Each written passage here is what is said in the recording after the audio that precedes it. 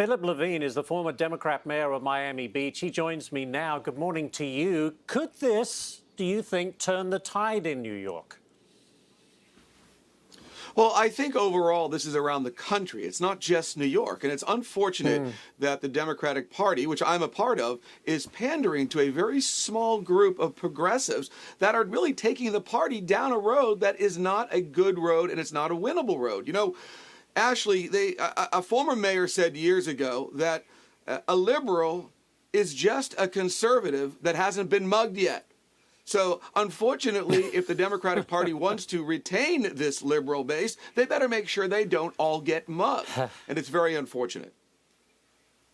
Well, you are you not, calling on Mayor Adams to do something about the skyrocketing crime in that city? And my question to you is, what do you think that can be done to get crime under control?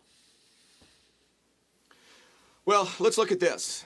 With Bill de Blasio, I could tell you that the entire state of Florida and Miami wanted him to have a third term because he was the best thing that ever happened to Florida as the migration of New Yorkers continued to Miami. Yeah. I really believe that Mayor Adams has great promise. He's talented, charismatic, he's telegenic, he says all the right things, but it's time to get down and get to work, as I said in my op-ed in the Post.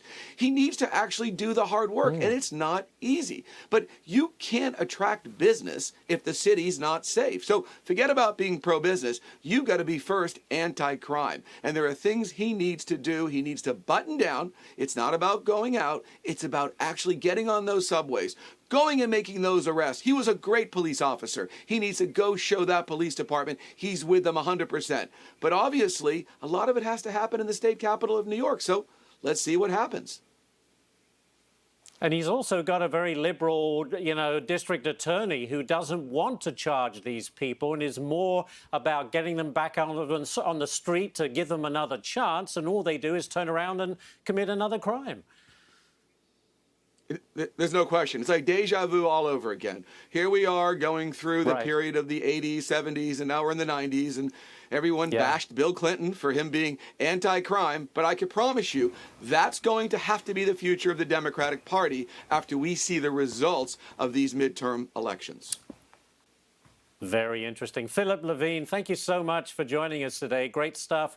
Very good conversation. Do appreciate it.